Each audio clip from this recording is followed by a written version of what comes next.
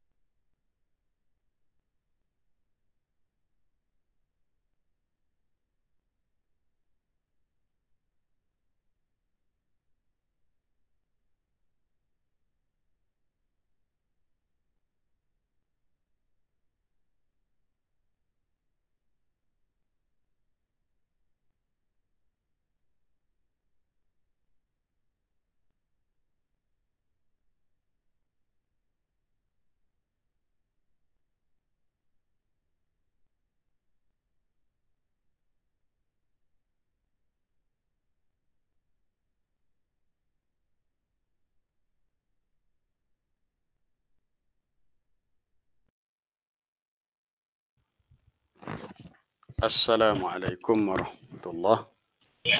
Waalaikumsalam warahmatullahi. Waalaikumsalam warahmatullah. Oke, boleh dengar ya? Boleh. Boleh. Ada masalah mas tadi. tak jadi mas tadi. Baik, insyaAllah kita boleh mula sekarang. Bismillahirrahmanirrahim. Alhamdulillahirabbil alamin. Wassalatu wassalamu ala asyrafil anbiya'i wal mursalin wa ala nabiyyina wa habibina wa syafi'ina Muhammadin wa ala alihi wa sahbihi ajma'in. Rabbi shrah li sadri wa yassir li amri wahlul 'uqdatam min lisani yafqahu qawli. Allahumma 'allimna ma yanfa'una wa zidna 'ilma warzuqna fahma, amma ba'd. Para jemaah muslimin muslimat para pendengar, penonton yang mengikuti program Taujihat malam ni. Untuk malam ni dah siri yang ketujuh. Terima kasih khususnya kepada saudara Fakri, Ustaz Fakri. Tajuk kita malam ni berhubung dengan dosa. Tajuk yang diberikan ialah normalisasi dosa satu bahana. Itu merujuk kepada dosa yang apabila ianya berlaku secara normal, maknanya orang tu tak terasa bersalah atas dosa yang dia lakukan, maka dia menjadi suatu bahana ni, satu bencana musibah, sesuatu yang bahaya untuk orang tu dan untuk masyarakat sama ada di dunia, lebih-lebih lagi di akhirat. Jadi tajuk ni sangat penting sebenarnya. Sangat penting sebab kita manusia ni, tabiat kita tak terlepas daripada terlibat dengan dosa. Sama ada dosa yang kecil dan kita minta jauh daripada terlibat dengan dosa-dosa besar. Sama ada dosa itu disengajakan atau tidak disengajakan, sama ada kita sedar ataupun kita tak sedar.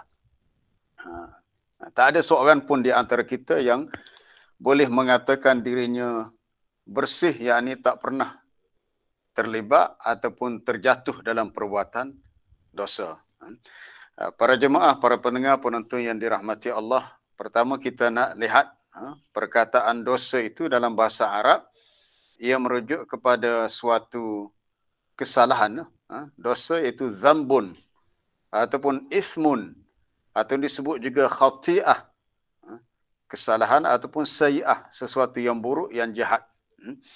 Atau ianya merangkumi dalam istilah yang disebut al-ma'asiyatu, perbuatan maksiat. Maksiat maknanya menderhakai Allah.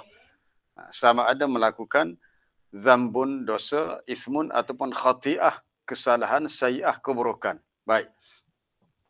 Para ulama membahagikan dosa itu kepada dua.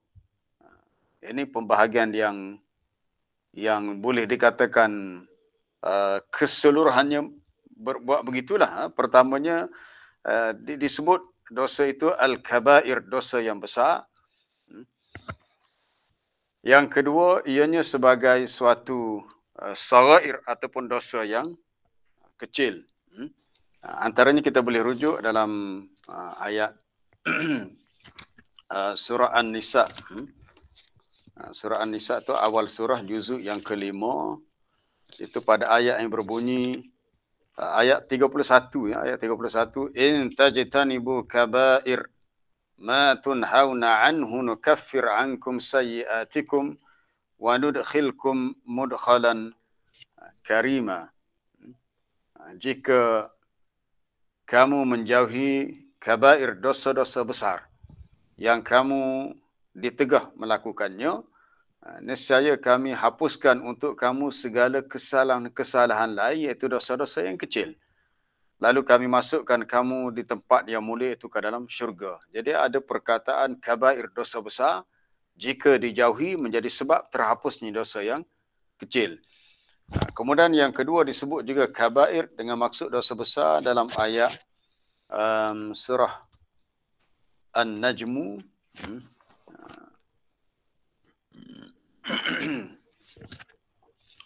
Ayat yang keberapa tu? Ayat yang ke-32. Allazina yajtanibuna kaba'iral ismi wal fawahisha illa lamam. Itu orang-orang yang menjauhi dosa-dosa yang besar, kaba'iral ismi. Termasuklah fawahish, perbuatan-perbuatan yang keji. Illa lamam, kecuali dosa-dosa yang kecil. Al-lamam maknanya as-saghair, dosa-dosa yang kecil. Jadi dalam ayat 32 surah An-Najm, surah An-Najm dia ada dua perkataan, kabair dan juga as-saghair, dosa-dosa yang besar dan dosa-dosa yang kecil. Baik, Al-Imam Ibn Hajar Al-Haythami dalam kitabnya Az-Zawajir min Iktirafil Kabair, dia menyenaraikan sebanyak ada 467 dosa-dosa besar. Banyaklah.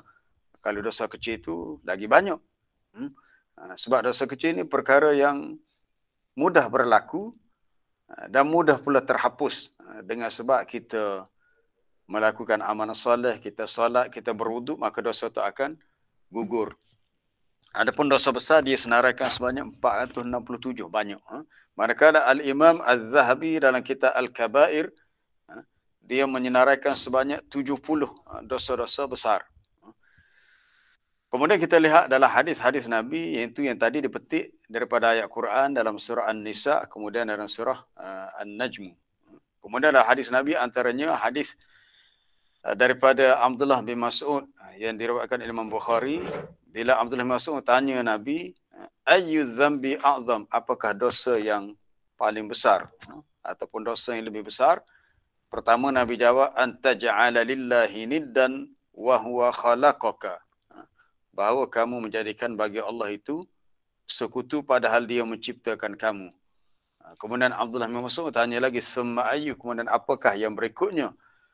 Iaitu yang kedua, Nabi kata, antaqtula waladaka, kamu membunuh anak kamu kerana takut dia makan bersama dengan kamu. Kemudian apakah lagi? Iaitu kamu tuzania halalata jarik, kamu berzina dengan isteri jiran kamu. Itu yang pertama Nabi sebut dosa yang besar ialah syirik. Jadi bila Abdullah bin Mas'ud tanya ayyu dzambi a'zam, apakah dosa yang lebih besar, maknanya ada kategori dari sudut besar dan kecil.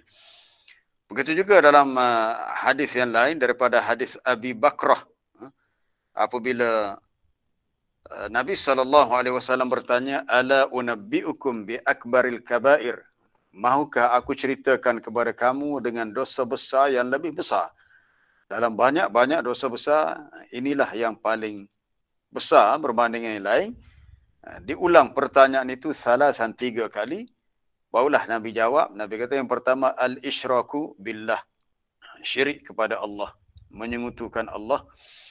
Kemudian yang kedua, uququl walidaini, derhaka kepada ibu bapa. Yang ketiga, syahadatu zur, membuat persaksian pengakuan yang palsu atau berkata yang tidak benar. Jadi jawapan ini Nabi ulang sebanyak beberapa kali. Fama zala yukarriruha, kata Abi Bakrah, sentiasalah Nabi mengulang-ulang. Nabi kata yang besar syirik kepada Allah, derhaka ibu bapa, membuat persaksian palsu, pengakuan dalam kes secara palsu. Maknanya tak betul tapi dia kata begitu. Sehingga kami berkata, laitahu sakata, alangkah baik kalau Nabi diam, sebab kami dah dengar dan kami dah faham tentang apa itu dosa-dosa yang besar. Dalam hadis yang sahih juga daripada Abi Hurairah radhiyallahu anhu, hadis yang berbunyi as-salawatul khams, salat 5 waktu, wal jum'atu ilal jum'ah, daripada satu Jumaat kepada satu Jumaat, maknanya daripada satu minggu kepada minggu berikutnya, wa Ramadan ila Ramadan, daripada satu Ramadan kepada Ramadan berikutnya, itu daripada setahun ke setahun. Semua amalan yang kita buat, salat 5 waktu, salat Jumaat, puasa Ramadan, mukaffiratun lima bainahunna, dia boleh menghapuskan dosa yang berlaku antara selang waktu tu. Selang waktu maknanya dosa-dosa kecil yang berlaku antara, kita kata, salat subuh dengan salat zuhur, antara zuhur dengan asar, antara satu Jumaat dan Jumaat berikutnya, semuanya terhapus dengan sebab amalan tadi, dengan sebab ibadat tadi. Idzajtunibatil kabair, selagi dihindari dosa-dosa besar, ataupun malam taghsha al-kabair, selagi tidak tidak terlibat, tidak terjebak dengan dosa-dosa yang besar. Jadi hadis ni sama dengan mafhum daripada ayat yang kita telah baca dalam surah An-Nisa, menjauhi dosa besar menyebabkan terhapus dosa kecil. Itu dari sudut pembahagian yang kita lihat ada dalilnya daripada Quran dan hadis. Tapi ada sebahagian ulama dia tidak suka membahagikan, sebab alasan dia kata apa sahaja dosa yang manusia buat, dosa besar, dosa kecil, semua jadi anggap besar. Semua perkara maksiat. Maksiat ni perbuatan menderhakai Allah, dianggap dosa besar. Dosa-dosa ni apa dia dosa? Dosa ni ialah kita meninggalkan apa yang wajib kita buat. Iaitu kita tarku al-wajibat. Perkara yang wajib. Contohnya solat 5 waktu wajib. Kita tak solat, dosa lah. Ataupun fi'lu al-muharramat, melakukan perkara yang diharamkan. Haram berjudi, haram berzina, haram minum arak, itu haram. Tapi kalau dilakukan maka berdosa lah. Ada setengah ulama dia kata tak kira dosa tu kecil atau besar, maka semuanya dia agak besar. Besar jika dinisbahkan kepada keagungan Allah dan kebesarannya. Maksudnya besar kecil semuanya dikira besar, nisbah kepada Allah yang kita derhaka, dia adalah Allah yang Maha Agung. Itu maknanya ada ulama yang melihat begitulah. Mana ala kulli hal, kesimpulannya pembahagian tadi adalah untuk kita mudah faham dari sudut nisbah antara satu dosa, hak mana lebih besar, mana lebih kecil. Kemudian adalah takrifan, kalau kita lihat di sisi ulama ada yang mentakrifkan, contohnya Ibn Abbas. Ini sebelum kita lihat bahayanya dosa bila dah jadi perkara yang normal, dia memberi suatu bahana yang besarlah, bencana dalam hidup kita dunia akhirat. Pertama kita nak lihat takrif dia tu.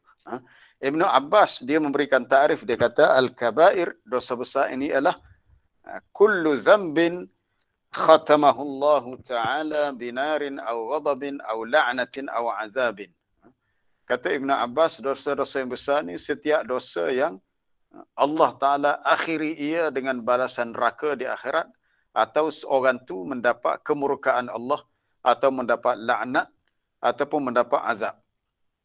Itu dia punya definisinya. Kalau dosa tu dah diancam masuk neraka, mendapat kemurkaan Allah, dilaknat pelakunya, diazab di akhirat, maka itu dosa besar.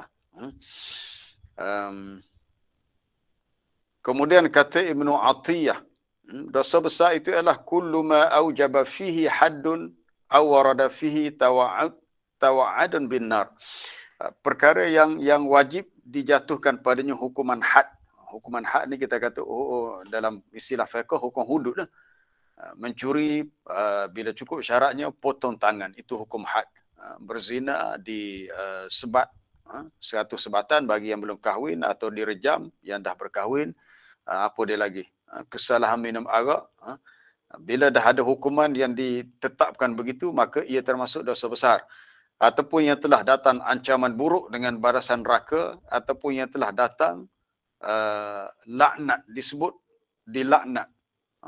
Maka bila disebut laknat, maknanya ia merujuk pada dosa besar. Jadi bila kita menyentuh tentang bab dosa ni, sebenarnya dalam bahasa Arab terlupa nak beritahu, dosa ni zambun. Perkataan zambun tu dia merujuk kepada az-zanab, ekor sebenarnya. Ekor. Kita manusia ni tak ada ekor, hak ada ekornya binatang. Lembu kami ada ekor lah, kucing ada ekor. Asalnya zambun tu ekor. Maknanya orang buat dosa ni dia sehina binatang yang berekor. Tetapi Allah Ta'ala dengan rahmatnya, bila si hamba tu diuji dengan buat dosa, bukan bermakna dia terus duduk dalam keadaan berdosa. Maka orang tu diberi pilihan untuk dia bersihkan diri daripada dosa dengan dia bertaubat lah. Jadi bila kita bercakap bab dosa, pertama kita kena ada sifat takut. Takut kepada Allah.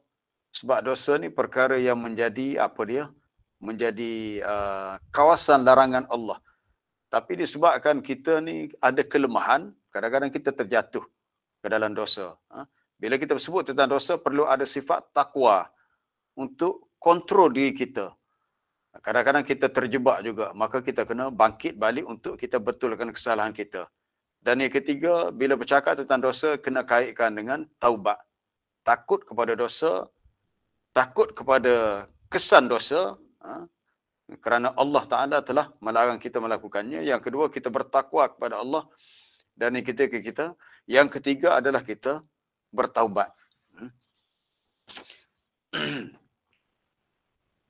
Baik, apa punca manusia jatuh kepada dosa? Kita belum masuk pada tajuk sebenar kita tentang normalisasi dosa. Dosa bila dah jadi satu perkara yang normal, cukup bahaya. Apa sebabnya?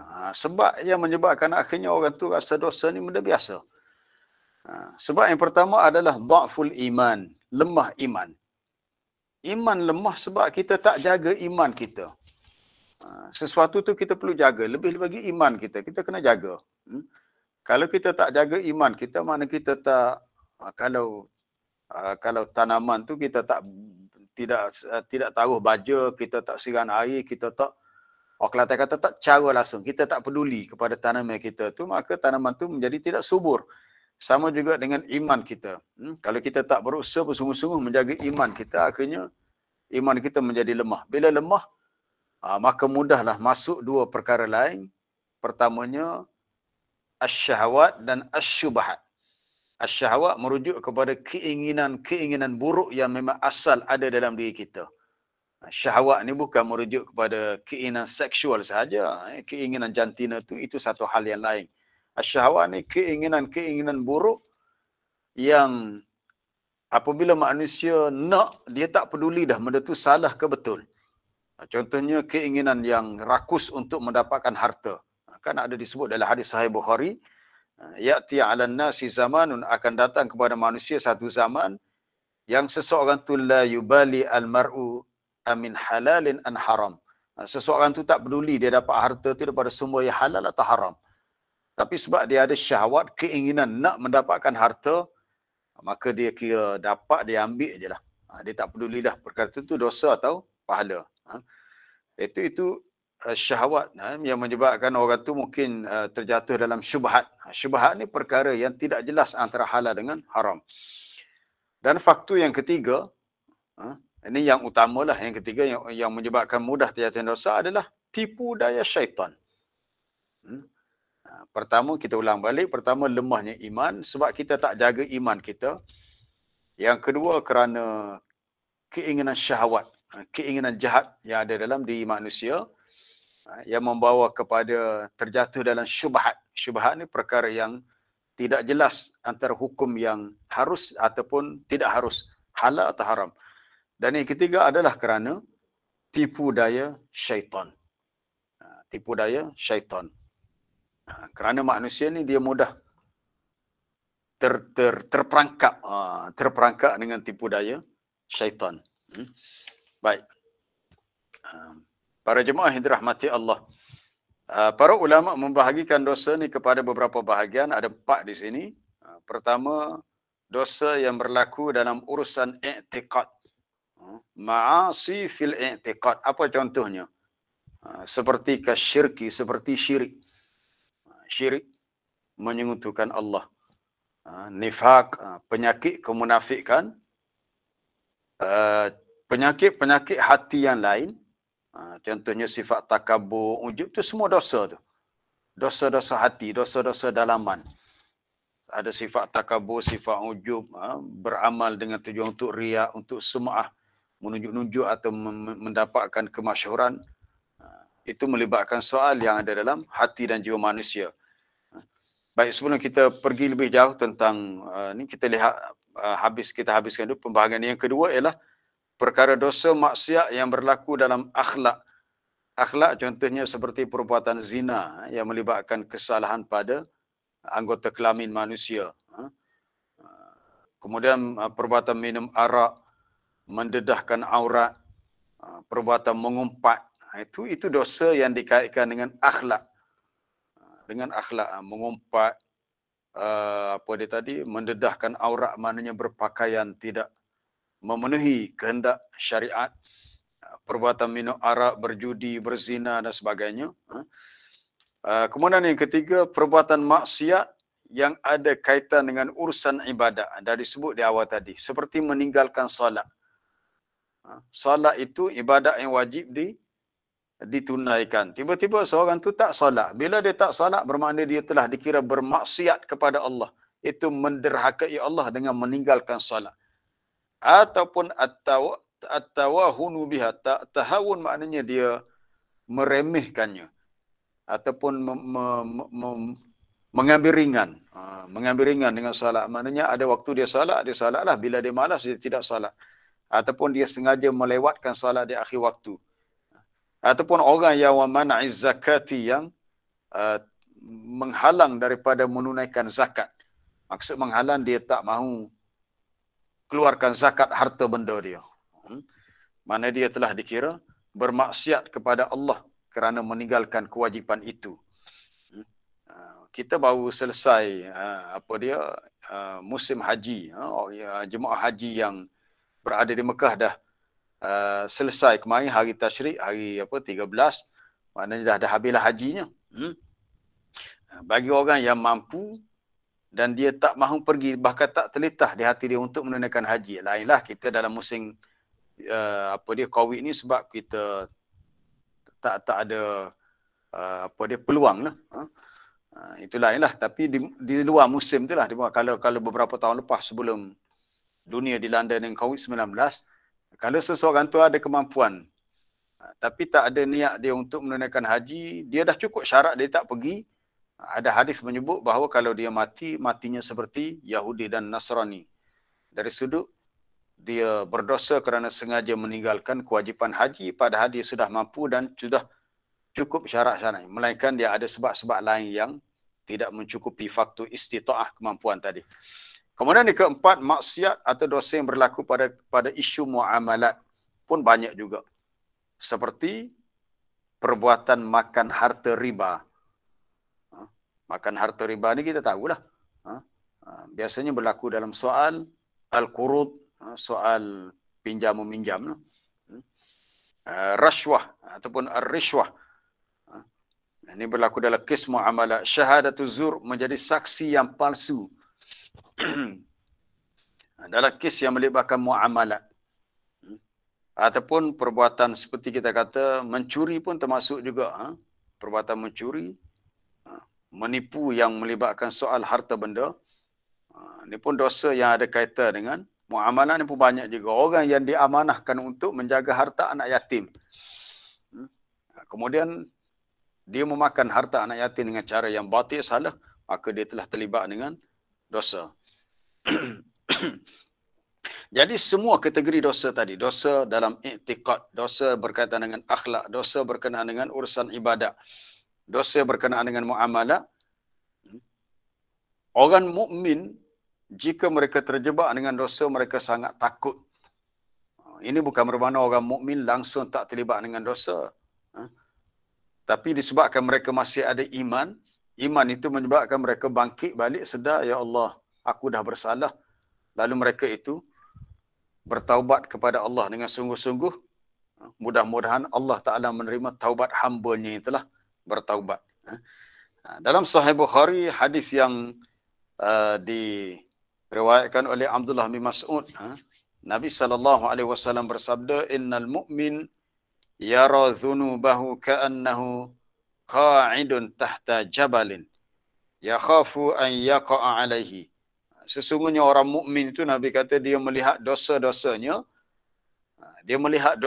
seakan-akan dia duduk di bawah bukit, duduk tepi bukit yang besar, dan orang mukmin itu takut kalau bukit itu tiba-tiba jatuh menimpanya. Tiba-tiba bukit itu tanahnya menggelongsor, menyebabkan orang yang ada tepi bukit itu mati tertimbus dalam tanah. Atau tiba-tiba bukit itu ranap, hancur. Timbul rasa takut.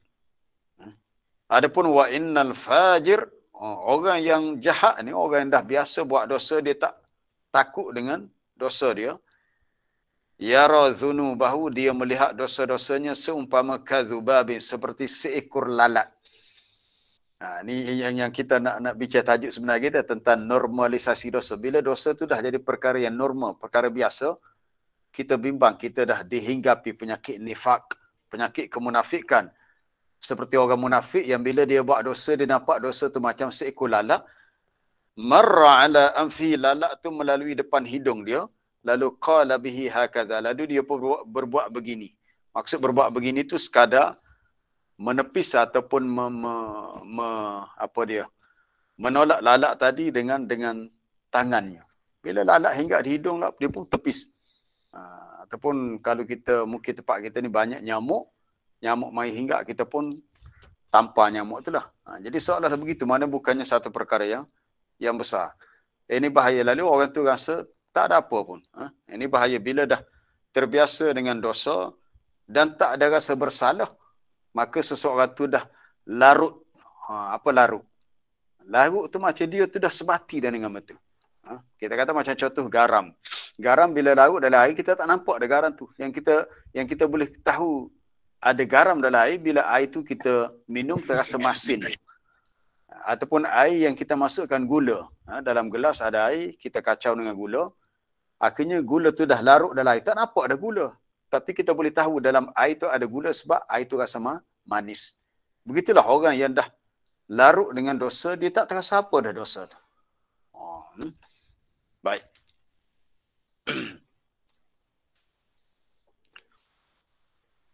kita lihat kalau syirik tadi, dosa yang paling besar, paling adakah syirik ini jadi suatu perkara yang normal? Dia begini, dia ada syirik yang besar, ada syirik yang kecil. Kalau syirik kecil biasa ulama sebut adalah perbuatan riak, beribadat dengan tujuan untuk menunjuk itu syirik yang kecil.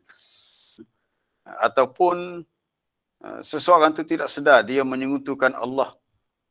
Bukan dari segi ibadatnya, tapi dari sudut dia punya iktikadnya.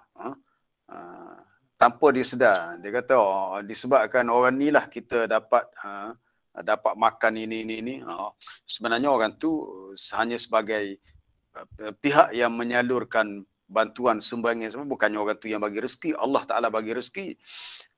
Ataupun kecintaan seseorang kepada sesuatu mengatasi cintanya kepada Allah. Itu pun ditakuti jatuh daripada syirik juga. Sepatutnya dia perlu meletakkan cinta kepada Allah mengatasi yang lain dan cinta kepada yang lain kerana Allah. Adapun syirik dalam bab ibadat ni, dosa hak besar hak berlaku dalam bab syirik ni, dia bermula zaman Nabi Nuh. Itu para jemaah boleh baca dalam surah Nuh. Menarik kisah tu.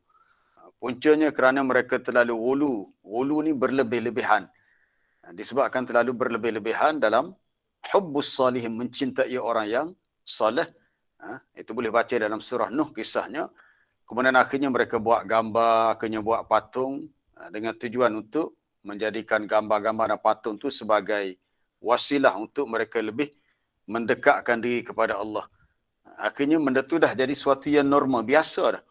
Bila dah biasa, lama-lama kelamaan mereka tak apa salahnya. Kami buat ni tujuannya untuk liyuqarribuna ilallahi zulfa. Untuk semua benda tu dapat mendekatkan kami kepada Allah dengan sedekat-dekatnya.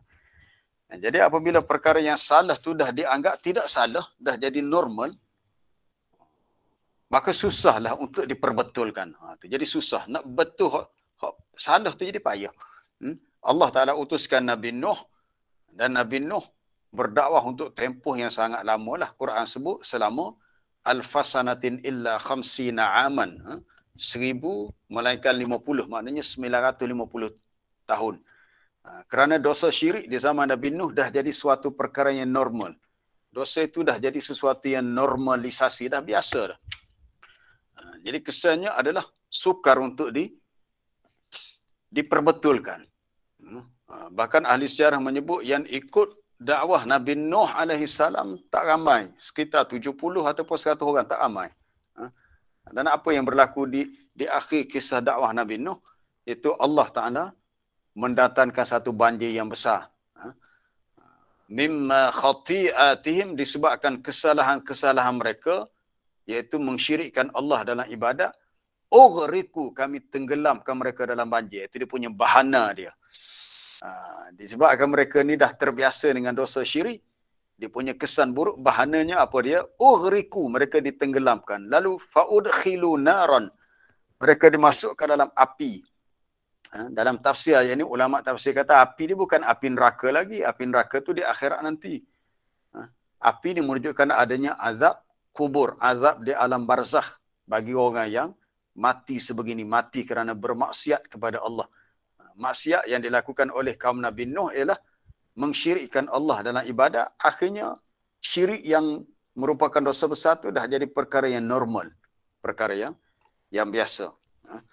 Begitu juga penyakit-penyakit yang lain. Kita lihat penyakit takabur contohnya.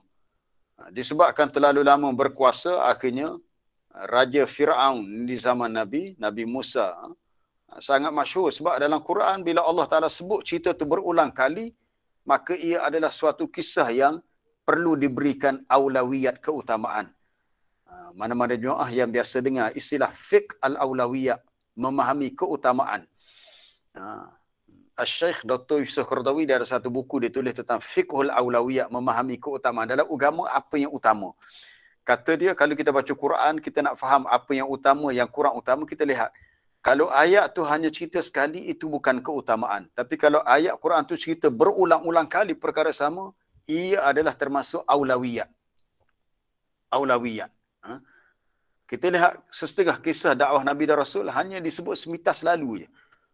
Bahkan kita pun tak tahu apa cerita yang lebih lanjut tentang kisah tu. Contohnya kisah dakwah Nabi Ayub. Kita tak tahu. Kita hanya tahu dia diuji dengan penyakit. Kisah dakwah Nabi Ilyasa. Tetapi kisah Nabi Ibrahim banyak disebut dalam Al-Quran. Kisah Nabi Musa dan Fir'aun, Raja Fir'aun banyak disebut dalam Al-Quran.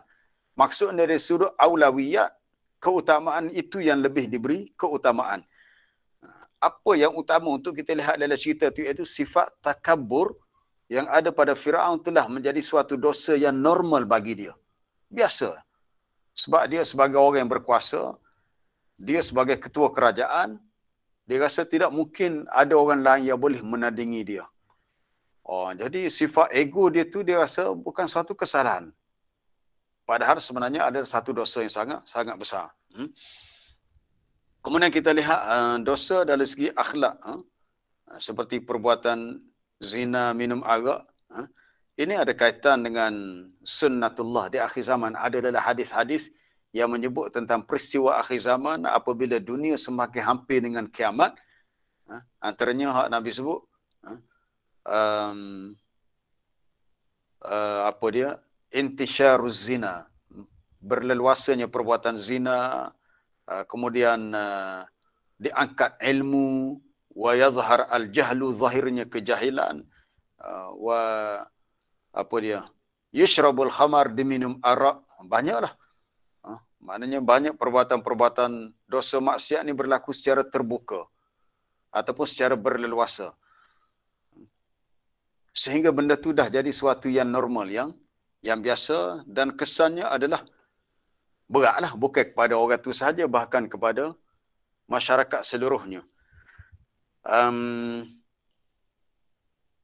Para jemaah yang dirahmati Allah, di sini kita melihat kesan terawal kalau syirik tadi, dah disebut syirik tadi puncanya kerana yalah di zaman Nabi Nuh mereka terlalu melebih-lebihkan, memuja, mengagung-agungkan orang soleh yang telah mati, akhirnya berlaku syirik.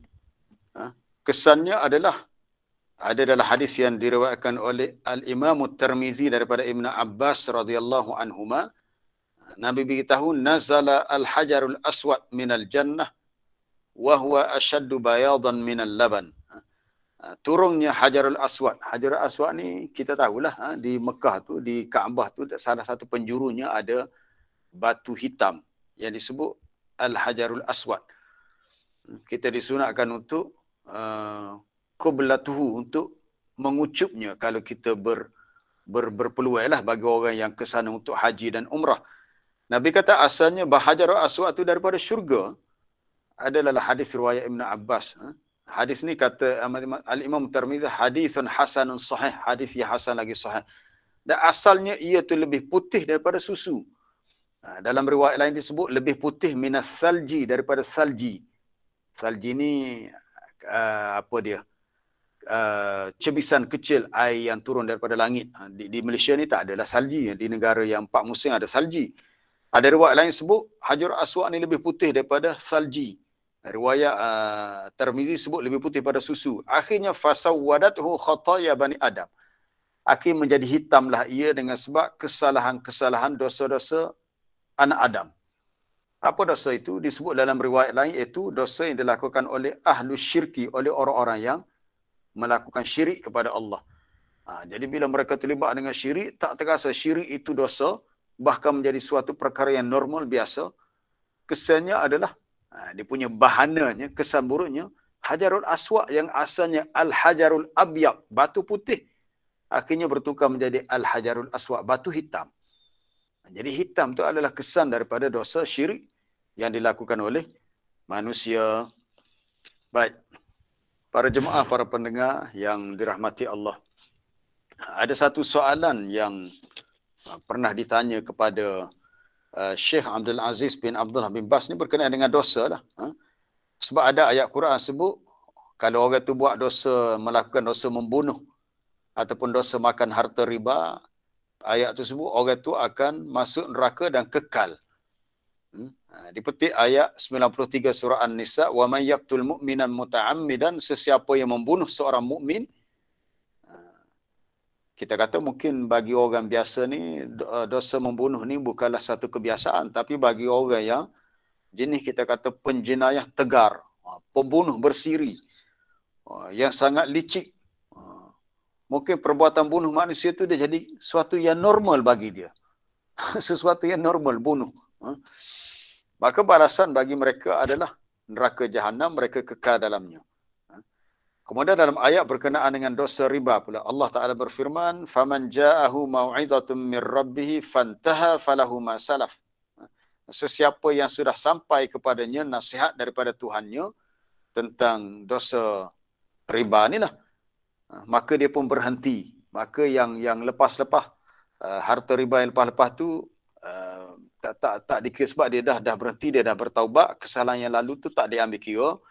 Tetapi sesiapa yang kembali melakukan dosa yang sama, dosa riba tadi, faulaika ashabun nar, mereka itulah penghuni neraka, mereka kekal dalamnya.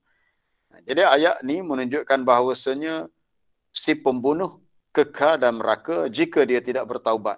Orang yang makan riba, makan harta riba juga khulud dan kekal illam yatub, jika dia tak bertaubat. Bagaimana pula dengan ayat lain? Allah Ta'ala sebut, innallaha la yaghfiru an yushraka bih. Allah Ta'ala tidak mengampunkan dosa orang yang melakukan syirik kepadanya. Dosa kalau Allah Ta'ala itu disekutukan. Wa yaghfiru ma duna dzalika liman yasha, dan dia mengampunkan dosa yang selain daripada syirik. Sedangkan ayat tadi sebut orang yang bunuh orang yang makan harta riba masuk neraka kekal. Jadi seolah-olah orang yang makan harta riba tu tak diampunkan dosanya. Sebab Allah Ta'ala sebut yang tak diampunkan hanyalah dosa syirik. Baik, apa jawapannya? Persoalan dosa ni dia terletak di bawah masyiatullah. Masyiatullah itu penting. Kalau kita ada ilmu, bila kita sedar kita buat salah, kita sedar kita buat salah sebab kita tahu perbuatan tu salah.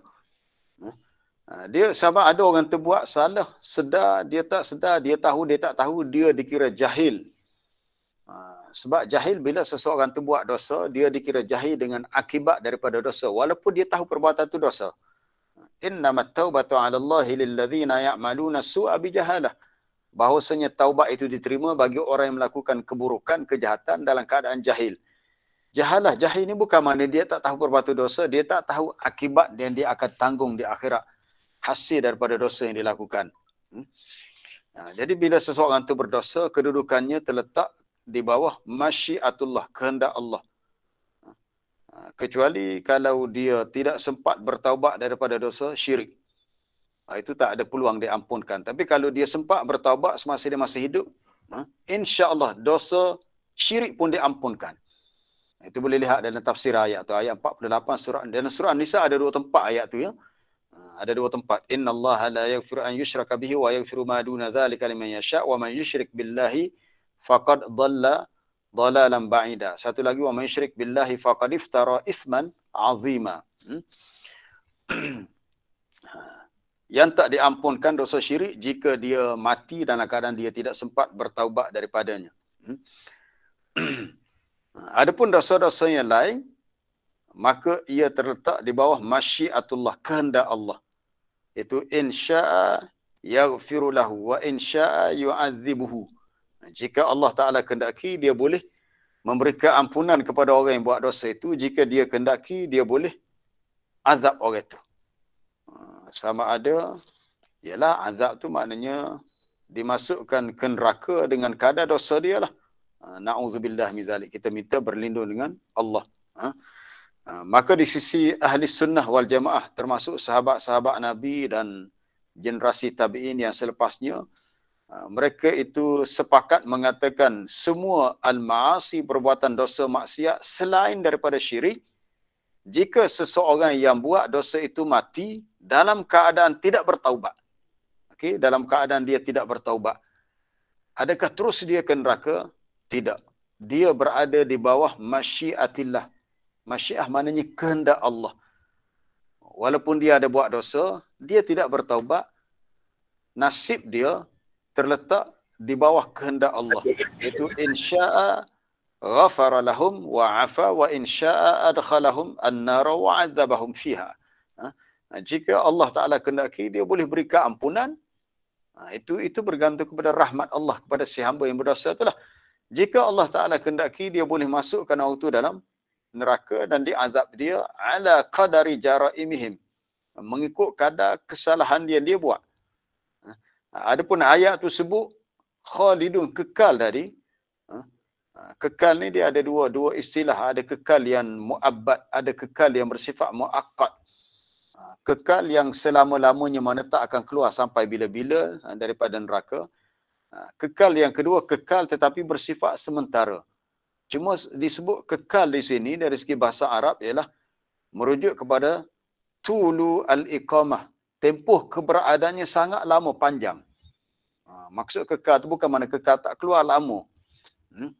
Sebab itulah bila orang-orang Yahudi ditegur dengan kesalahan yang mereka buat, mereka kata apa? Mereka kata waqalu lan tamassana an-naru illa ayyaman ma'dudah, ataupun dalam ayat lain ayyaman ma'dudat. Mereka kata kami tak akan disentuh dengan azab neraka atas dosa yang kami buat ni kecuali hanya beberapa hari yang tertentu. Tak lama pun, kalau masuk neraka pun sekejap je beberapa hari. Ini menunjukkan kejahilan mereka. Sebenarnya satu hari di akhirat tu sangat lama, tempohnya 1000 tahun di dunia. Sebab jangka masa dia tak sama. Sehari di akhirat tu lama. Jadi kalau 2 hari tu sama dengan 2000 tahun. Siapa yang sanggup untuk tempoh yang begitu lama? Na'udzubillah. Tak ada siapa yang sanggup dengan azab Allah yang sangat dahsyat.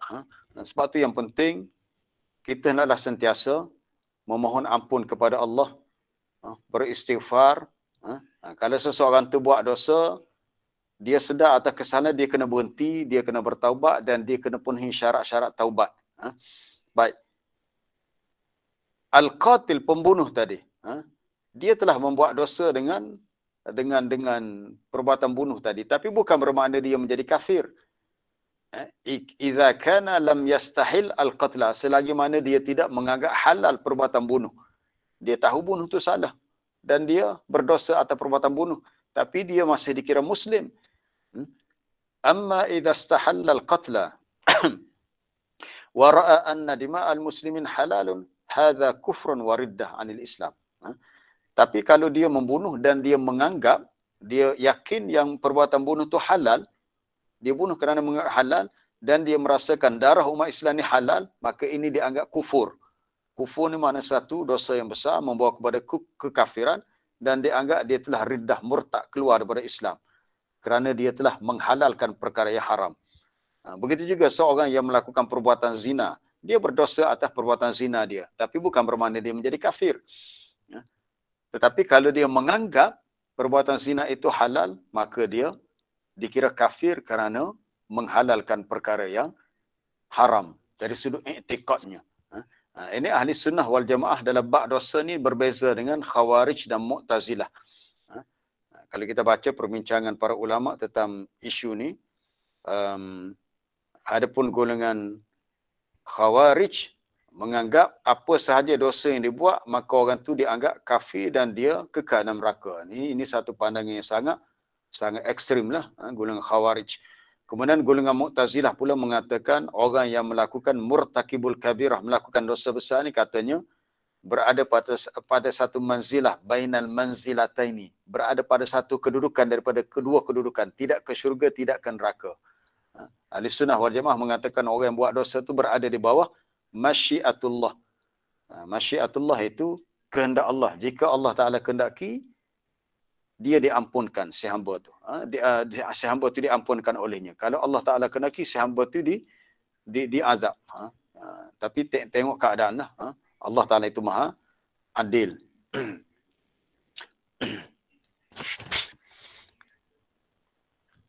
Para jemaah yang dirahmati Allah, kita nak lihat tentang bahana dosa. Masa kita berbaki sedikit lagi. Kesan dosa khususnya kepada masyarakat lah. Sebab bila tiba kita sekarang ini diuji dengan ujian yang sangat beratnya, bukan kita di Malaysia saja, bahkan di seluruh dunia kita diuji dengan tersebarnya COVID ataupun coronavirus. Seluruh dunia satu virus yang menyebabkan Di Malaysia sahaja dah ramai yang meninggal dunia, setiap hari berapa orang yang mati. Ada satu hadis ya, yang diriwayatkan oleh Ibnu Majah dalam sunannya daripada Abdullah bin Umar. Kata Abdullah bin Umar, ini kita nak lihat bahana dosa ni, kesal dosa-dosa ini terhadap kita semua. Maknanya bukan setakat individu tapi masyarakat semua. Itu kata Abdullah bin Umar, Nabi beritahu, ya ma'syaral muhajirin, wahai sekalian orang-orang muhajirin. Ada 5 perkara yang apabila kamu diuji dengannya, aku berlindung dengan Allah supaya ianya tidak menimpa kamu. Tapi Nabi bimbang, Nabi kata kalau kamu diuji, akan berlakulah musibah yang lebih besar. Pertamanya dosa apa dia? Lam tazhar al-fahishah fi qaumin qat. Tidaklah muncul perbuatan yang keji pada suatu kaum sama sekali. Maksud muncul ialah perbuatan keji ini berlaku secara terbuka. Biasanya fahishah ni kalau dalam Quran merujuk kepada perbuatan zina lah. Perbuatan zina, perbuatan yang ada kaitan dengan dosa anggota kemaluan. Hatta yu'linu biha, sehingga mereka buat secara terang-terangan, illa fasha fihimut ta'un, melainkan akan merebaklah pada mereka penyakit ta'un. Penyakit ta'un ni penyakit yang mudah berjangkit dengan air ataupun makanan. Ataupun berlakunya wal auja', kelaparan-kelaparan allati lam takun madat fi aslafihim alladzina madaw, yang tidak pernah menimpa orang-orang yang terdahulu dari kalangan umat terdahulu. Itu bila perbuatan keji itu berlaku secara terang-terangan, maka mereka ditimpa dengan penyakit yang mudah berjangkit. Akhirnya menyebabkan ketiadaan makanan, kelaparan. Ini pun hampir-hampir sama berlaku tempat kita, iaitu bila COVID-19 melanda dunia, banyak sektor perniagaan, sektor pekerjaan ditutup, ramai orang hilang pekerjaan, banyak dunia perniagaan jatuh, menyebabkan susahlah. Hidup ramai orang susah, tak cukup duit nak dapatkan makanan sebagainya. Mungkinlah salah satu sebabnya kita kata mungkin berdasarkan hadisnya kerana perbuatan dosa yang dah dianggap sebagai sesuatu yang normal. Lalu menyebabkan banyak perkara dalam hidup kita ni kita terpaksa ubah dah. Kita terpaksa biasakan dengan norma-norma yang baru. Itu kebiasaan yang baru. Iaitu apa dia? Kita tak boleh duduk dengan rapat-rapat dah. Sampai kita nak solat pun kena jarakkan. Kita pergi ke pasar pun kena jaga penjarakan fizikal kita. Kita tak boleh bersalam-salaman tadi, jumpa dengan kawan pun lama tak jumpa pun, setakat tengok saja. Mu nak sentuh aku pun tak boleh sentuh, tak boleh. Kita keluar rumah pun disuruh sentiasa pakai mask, topeng muka. Jadi banyak dah kehidupan kita ni dah berubah. Adakah kita mengatakan ini dengan sebab banyak berlaku fahisyah? Mungkin ya, mungkin tidak. Tapi kalau berdasarkan hadis ni begitulah. Yang kedua, Nabi kata walam yanqusul mikyal wal mizan illa ukhidhu bisinin. Tidaklah mereka mengurangkan sukatan dan timbangan. Ini dosa yang melibatkan muamalah. Dosa kalau penjual tu dia tak jujur ketika menimbang, menyukat barang yang dijual. Tak kira lah. Sekarang ni kan guna kilo, alat timbangan. Dia tipu. Dalam sukat menyukat tu dia tipu. Melainkan mereka ditimpa dengan kemarau bertahun-tahun. Ataupun syiddatil ma'unah. Iaitu susahnya kos kehidupan. Maknanya berlakunya inflasi. Barangan, harga barang ni naik. Ini kita pun dah rasa sekarang ni. Nak beli ikan pun mahal. Sampai 22 ringgit 1 kilo. Nak beli udang sampai 35 ringgit 1 kilo. Ya Allah, mahalnya. Jadi kena fikir 3-4 kali nak beli. Sebab kosnya tinggi. Dah disebut dalam hadis tu. Syiddatil ma'unah. Kemudian wajauris sultan, diuji dengan kezaliman pemerintah. Yang ketiga, walam yamna'u zakata amwalihim, tidaklah mereka menghalang, iaitu tidak dengan maksud mereka tak mahu bayar zakat harta mereka, melainkan muni'u al-qatra, mereka dihalang mendapat titisan hujan daripada langit. Itu berlakunya kemarau. Ada orang-orang yang tak mahu bayar zakat. Tak bayar zakat ni satu dosa yang besar. Bertahun-tahun mereka berniaga tak fikir pun soal nak bayar zakat. Itu bukan fikir. Orang yang cukup syarat-syarat dia, haulnya, maknanya dia punya nisab dia tu. Nisab ni kena rujuk pejabat majlis agama lah. Setiap tahun tu nisab tu berubah. Tahun ni rasa dah lebih 20,000, rasa 22,000. Kalau orang tu ada simpanan 22,000, dia berniaga ke apa sebagainya, maka dia kena fikir untuk bayar zakat. Laulal bahaim, kalaulah tidak disebabkan binatang-binatang ternakan itu, nescaya tidak diturunkan hujan. Dan tidaklah mereka itu melanggar janji mereka dengan Allah, dengan Rasul. Maksudnya mereka tak melaksanakan hukum-hukum Allah, melainkan Allah Ta'ala jadikan musuh menguasai mereka. Dan tidaklah walam tahkum wa ma lam tahkum a'immatuhum bi kitabillah, selagi ketua-ketua mereka, pemimpin mereka tidak menghukum dengan kitab Allah, wa yatakhayyaru mimma anzalallah, bahkan mereka memilih-milih apa yang Allah Taala turunkan. Maksudnya mereka tak laksanakan semua hukum Allah dalam Quran, mereka pilih-pilih, hak mereka nak mereka ambil, yang mereka tak nak mereka tak ambil. Illa ja'alallahu ba'sahum bainahum, melainkan Allah Ta'ala akan jadikan kesusahan mereka tu berlaku sesama mereka. Maksud kesusahan di sini, baksa ni, maknanya sesama kita bertelingkah, berbalah. Ya, kita lihat dah berlaku dalam dunia Islam perkara itu. Sesama umat Islam, sama ada berlainan negara atau negara yang sama, mereka bercakaran, mereka bertelingkah. Na'udzubillah min zalik. Jadi ini bahana daripada kesalahan yang kita lakukan. Kalau kita nak lihat secara lebih spesifik tentang bahana dosa ni, kita boleh lihat apa yang berlaku kepada orang yang berdosa itu pada fizikalnya, pada hatinya. Orang yang buat dosa ni, kan kita pernah bincang hadis dulu.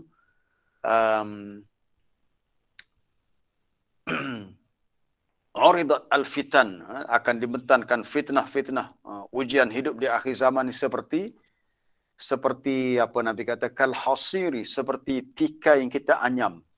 Tikai, kita buat tikar, bukan tikar. Tikar untuk kita duduk. Sedikit demi sedikit. Fa ayu qalbin nukitat fihi nuktatun sauda. Mana-mana hati yang terkena padanya dosa, maka terlekatlah titik hitam.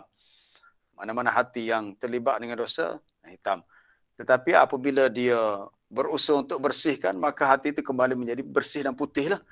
Tapi kalau orang tu biarkan dosa itu bertambah, titik hitam itu bertambah, akhirnya jadilah ia ran seperti karat. Lalu Nabi baca ayat, kalla bal rana ala qulubihim. Sekali-kali tidak, itulah dia ran, karat yang melekat pada hati mereka kerana dosa yang mereka lakukan.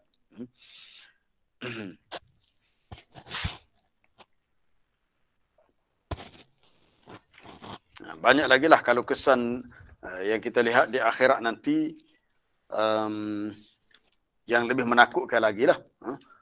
Seperti disebut dalam hadis riwayat Bukhari daripada Samurah bin Jundub, hadis daripada Barra' bin Azib.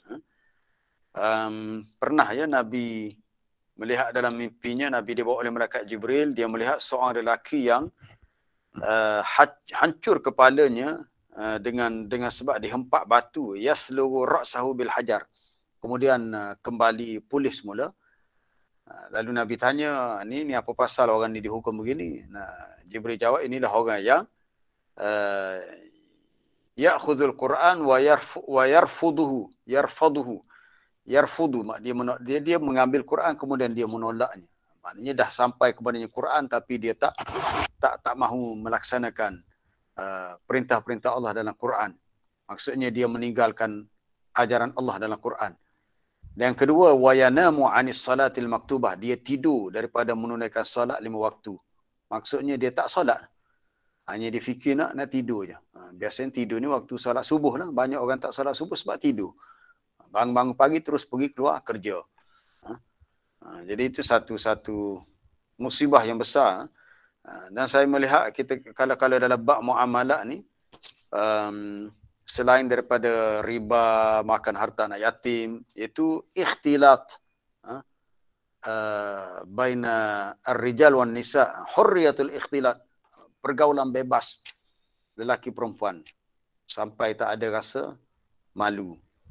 Tak ada batas-batas pergaulan, mana bebas bergaul. Sama ada di kampung kita ke ataupun di tempat kerja ke. Sehingga Nabi pernah berpesan supaya benda tu dah tak takut, kita memang takut benda tu jadi perkara yang normal. Apa normal? Perkara tu dia biasa. Contohnya kadang-kadang kita tengok ada sesetengah rumah tu bila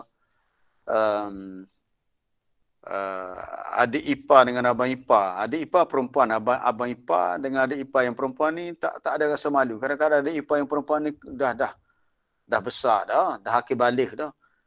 Kadang keluar jumpa abang ipar dia dalam keadaan tak tutup aurat, bebas apa, macam buat macam abang kandung sendiri. Itu Nabi dah pesan, Nabi kata, iyyakum waddukhul 'alan nisa. Berhati-hati kamu daripada masuk bergaul dengan kaum wanita. Lalu seorang sahabat tanya, ya Rasulullah, afara'aital alhamwa? Apa yang kamu boleh beri pendapat tentang ipar duai, alhamwa? Bagaimana kalau seseorang itu bebas bergaul dengan ipar-iparnya? Nabi kata, al-hamwa al-maut. Bebas bergaul dengan ipar duai ini boleh membawa kematian. Bukan mati jasad ya, tapi mati jiwa agama tu mati. Sebab bila orang tu bebas, dia tak rasa malu, dia tak rasa takut, dia rasa tak bersalah. Maka perkara tu dah jadi normal. Kadang-kadang kita tengok dalam TV, pembaca berita wanita, maaflah sebut, tiap-tiap hari dia muncul dalam keadaan macam tu je. Nama dia tu nama Muslim, orang Islam, seorang wanita Muslimah. Tapi setiap hari muncul dalam kaca TV, baca berita dalam keadaan mendedahkan aurat. Maksudnya tak pakai tudung, yang sepatutnya dipakai lah. Tapi mungkin dia solat, dia pakai kain telekong tu okey lah. Maka bila benda tu dah berterusan, benda tu dah jadi normal, biasa dah. Tiap-tiap hari dia solat, dia pakai telekongnya. Tapi bila keluar pergi tempat kerja, dia berpakaian dengan mendedahkan aurat. Jadi berpakaian mendedahkan aurat tu dah jadi suatu perkara yang normal. Jadi dah satu normalisasi dah dosa mendedahkan aurat. Begitu juga saya melihat dosa mengumpat. Kalau sebelum ni lah, sebelum COVID-19 ni, orang kita ni suka sembang-sambai di apa dia? Coffee house, kopi tiam. Kopi tiam, kedai kopi.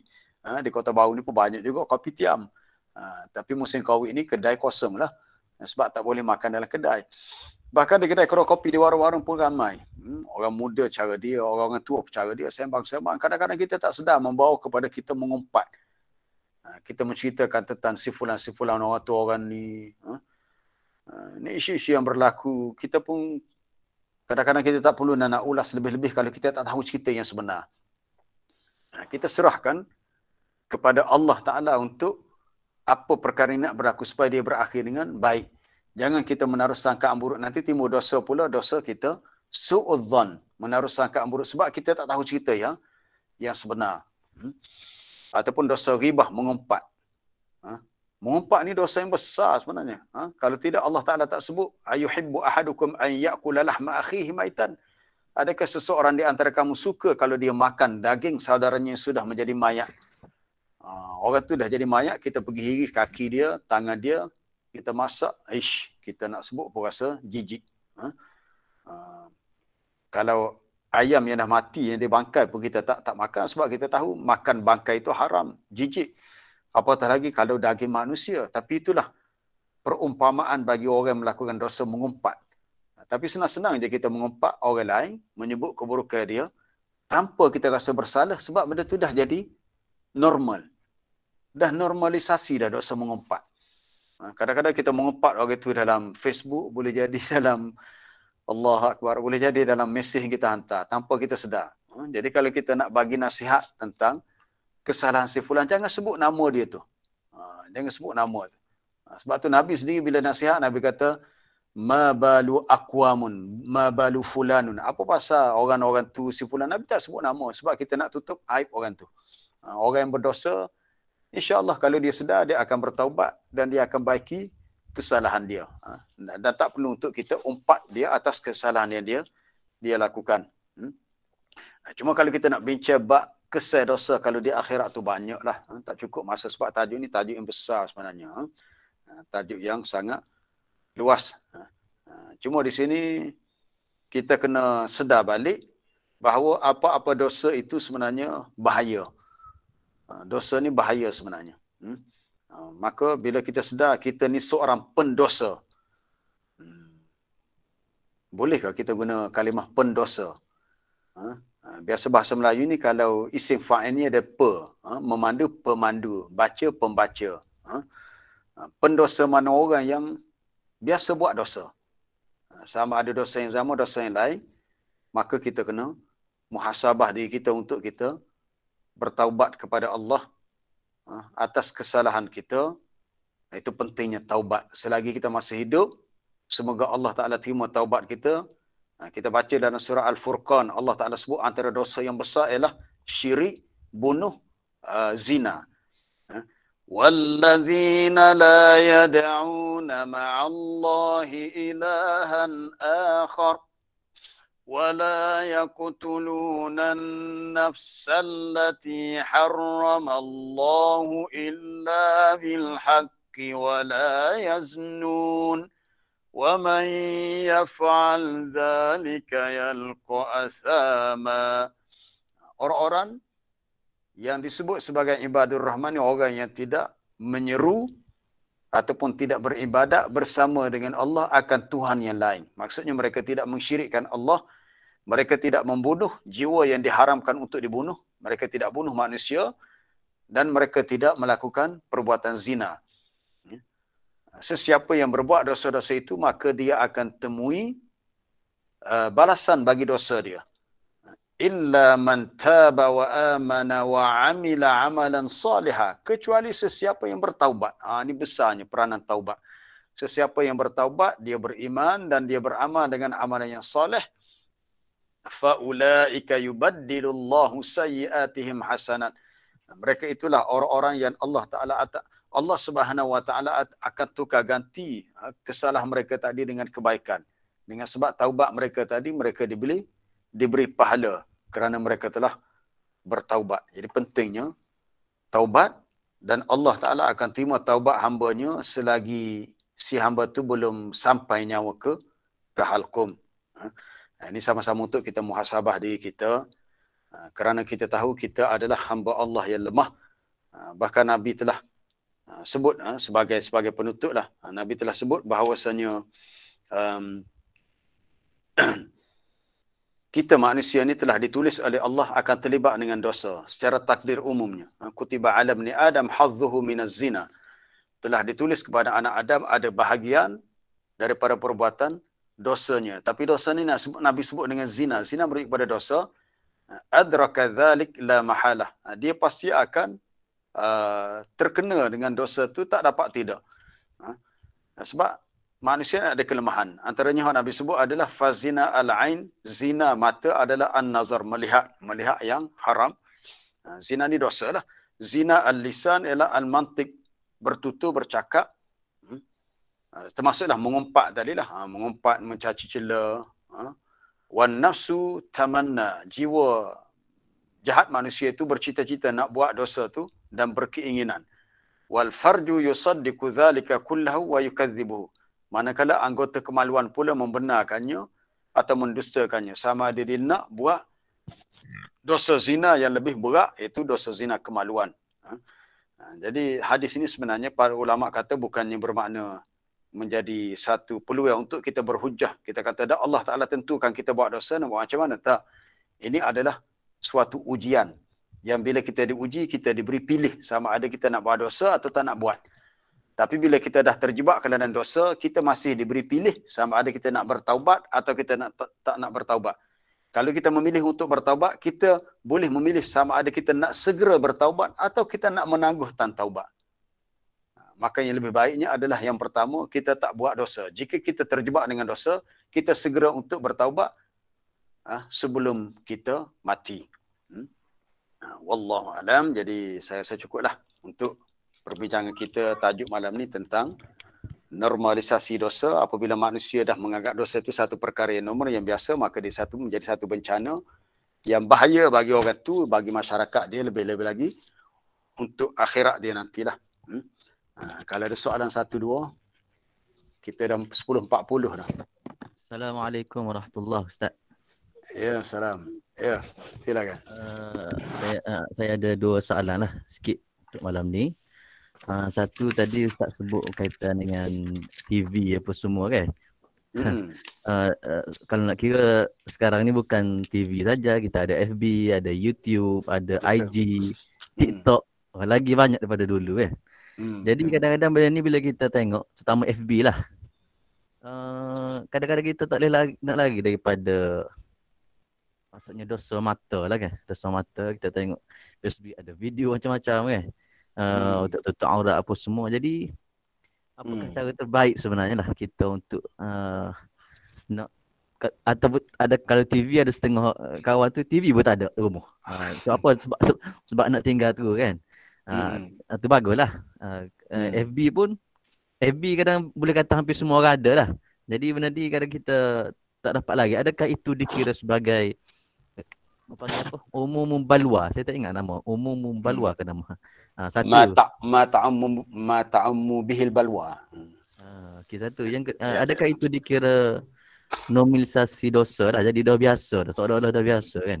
Yang kedua, bagaimana kita nak hidupkan balik hati kita ataupun nak bersihkan balik hati kita sebabkan dosa-dosa kita buat boleh kata hari-hari lah.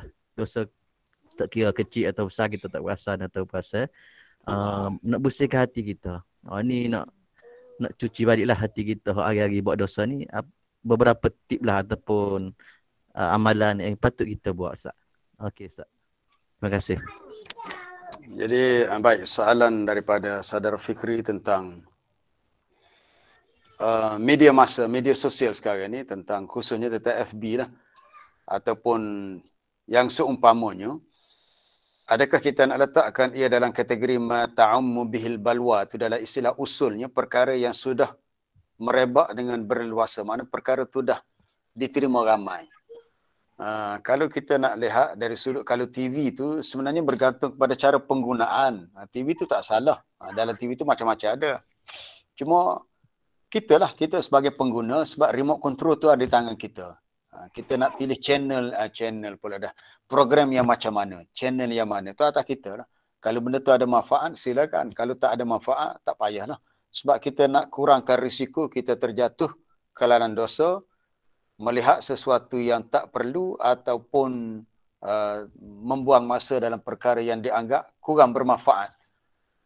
Jadi itu pilihan di tangan tiga. Kalau nak kata benda tu bolehlah, kalau rasanya boleh. Ma ta'ammu bil, sebab kita tak boleh nak mengelak daripada dia punya lifestyle. Gaya hidup zaman sekarang ni begitu.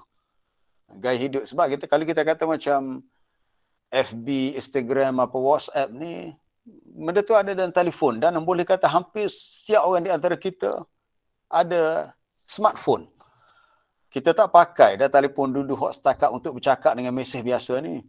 Tak ada dah. Semua pakai telefon yang boleh guna.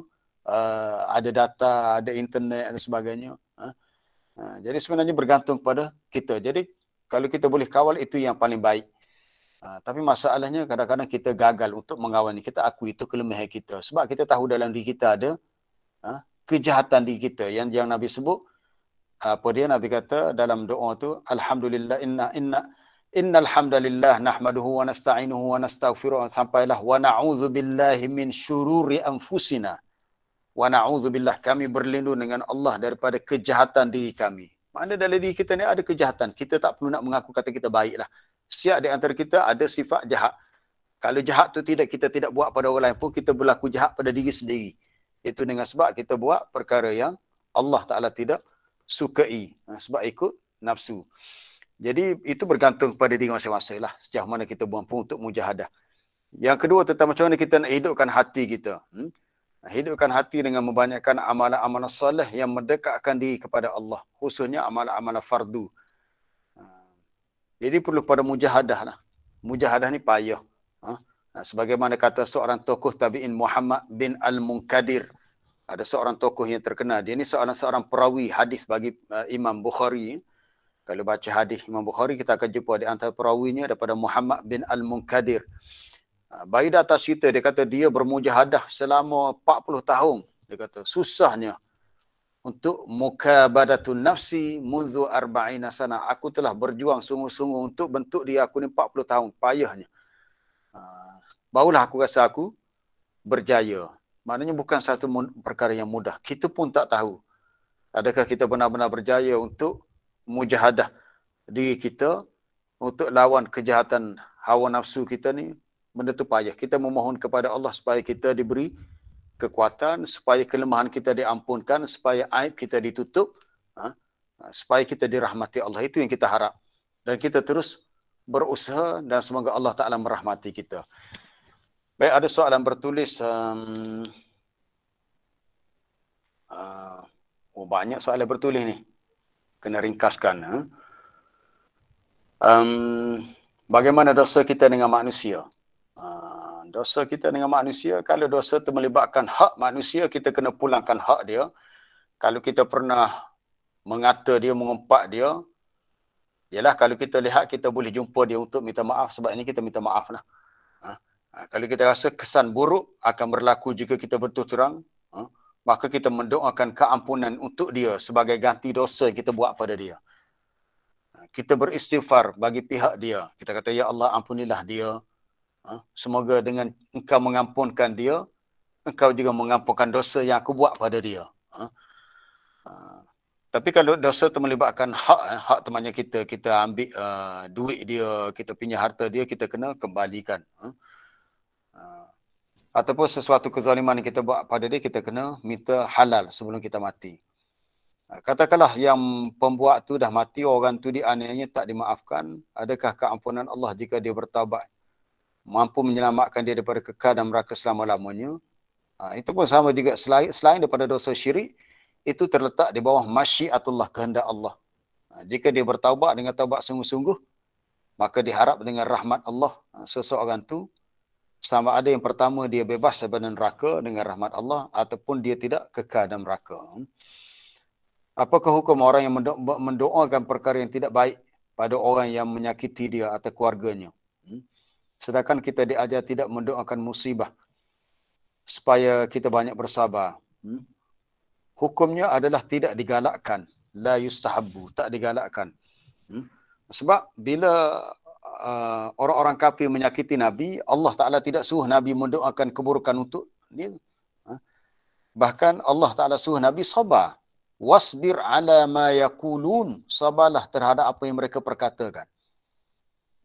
Sabarlah. Tapi jika kamu dianiaya, disakiti, maka kamu boleh membalas. Wa man aqaba, apa dia? Wa in aqabtum fa'aqibu bimisli ma uqibtum bih. Jika kamu nak membalas kejahatan orang lain, maka balaslah seumpama kejahatan yang dia buat. Ataupun wa jazaa'u sayyi'atin sayyi'atum misluha.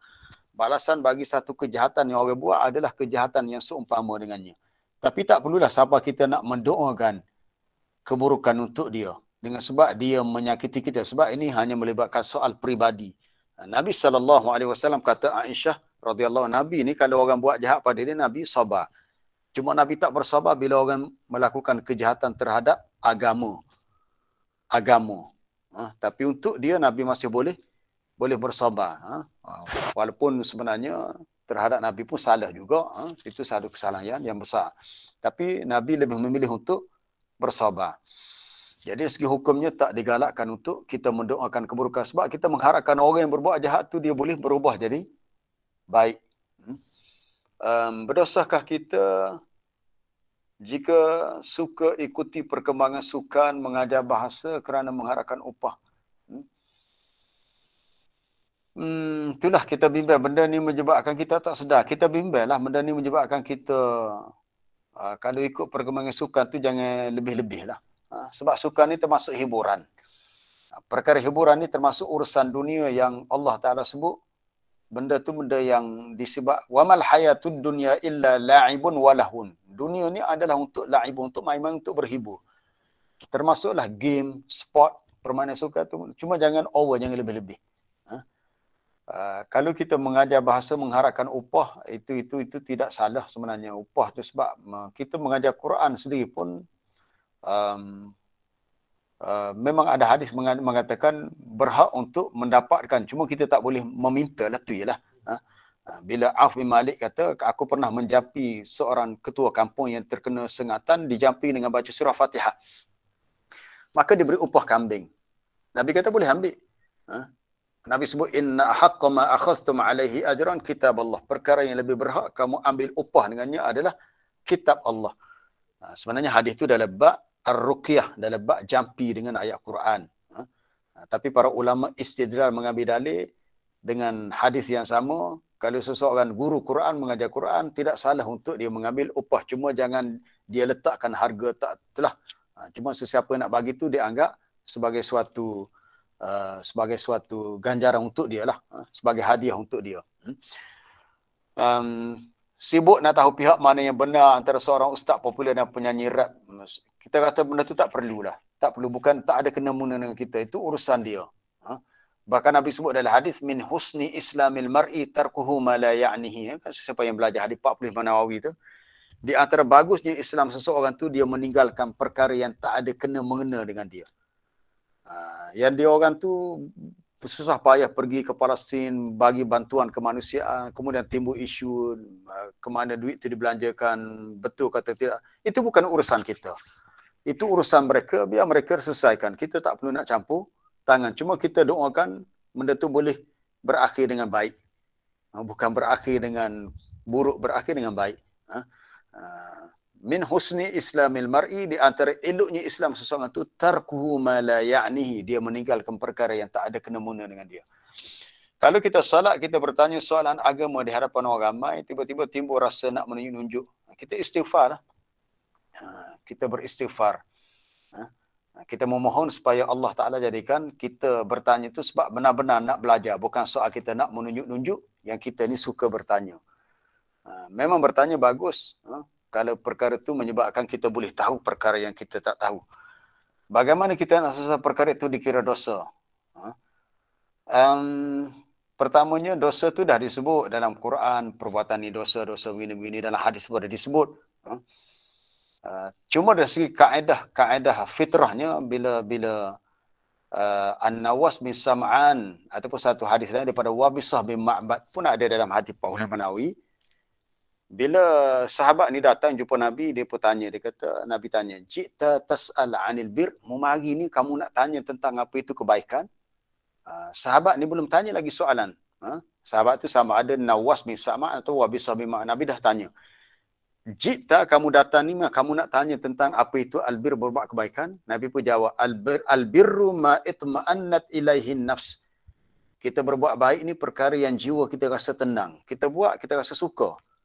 Kita bagi sedekah, kita rasa suka. Kita tak timbul rasa, oh nyesal aku bagi sedekah, hilallah duit aku, habislah duit aku, tak. Bila kita bersedekah, kita rasa suka, seronok. Sebab kita boleh membantu orang yang memerlukan. Manakala Nabi kata, wal ithmu ma haka fi sadrika wa karihta an yattali'a alaihi nas. Dosa-dosa ni ialah, macam mana kita nak tahu sesuatu itu dosa? Dosa-dosa ni ialah perkara yang kita rasa tak selesa dalam nada kita. Haka ni kalau bahasa Kelantan rasa rok-rak. Kemana nak terjemah bahasa Kuala Lumpur? Rok-rak ni berasa macam tak senang duduk. Tak senang duduk. Tak selesa. Ma haka fi sadrika wa karihta, dan kamu rasa benci bahawa manusia melihatnya. Tu kalau orang buat dosa, dia sebarkan perbuatan dosa, berbangga dengan dosa dia buat, itu masalah lain. Tapi orang yang fitrahnya baik, bila dia buat dosa, dia lebih suka dosa itu tertutup. Mana orang tak tahu, itu dosa lah. Dia rasa itu dosa. Sesuatu yang bila orang tu buat, dia rasa lebih baik orang tak tahu. Dan seseorang tu perlu, macam tadilah, perlu memohon ampun kepada Allah. Tu kita tak sempat nak bincang. Bila kita buat dosa ni, kita kena terus memohon ampun kepada Allah. Tak apalah, kita bincang lain kali lah tentang hadis tu. Ada disebut oleh Hasan Basri, pendapat disebut oleh beberapa ulama tabi'in. Bila kita buat dosa, dia kata teruskan kita beristighfar. Jangan jemu beristighfar. Itulah cara untuk kita mengalahkan syaitan. Bolehkah kita bergantung pada diri sendiri, kekal ada wuduk satu hari sebagai agen penghapus dosa? Betul, memang kalau kita berwuduk, setiap kali kita berwuduk, dia dapat menggugurkan dosa-dosa kecil. Cuma yang Nabi sebut, bila kita boleh kekal dengan berwuduk ni, orang yang buat atau orang yang benar-benar beriman. Lan yuhafiza 'alal wudu'i illa al-mu'min.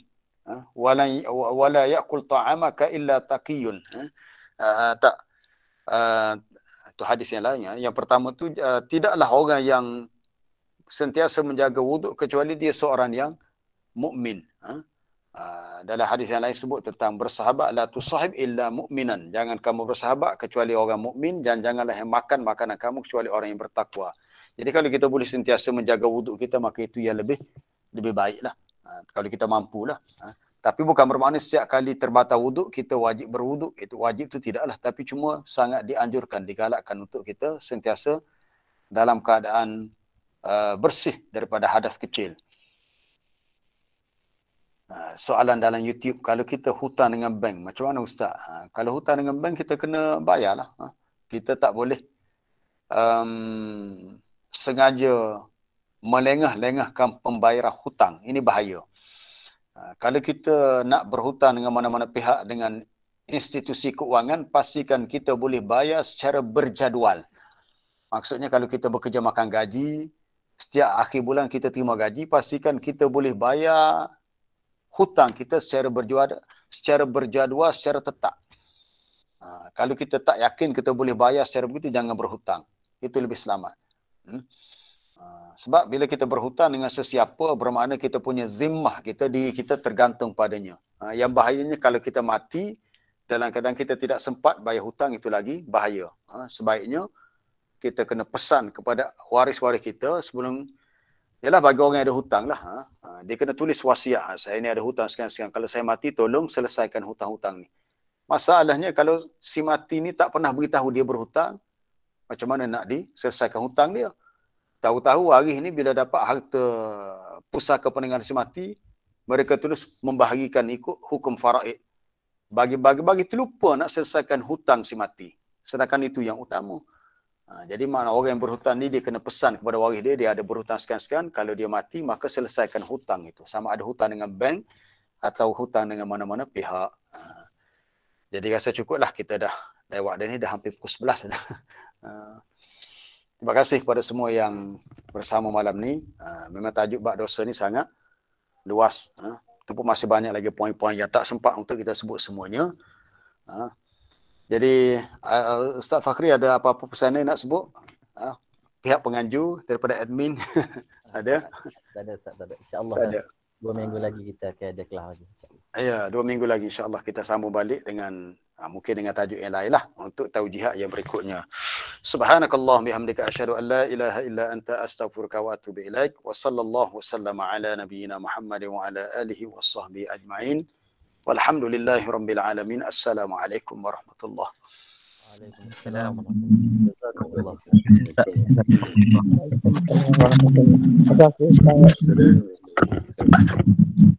Terima kasih Ustaz. Terima kasih Ustaz. Terima kasih Ustaz.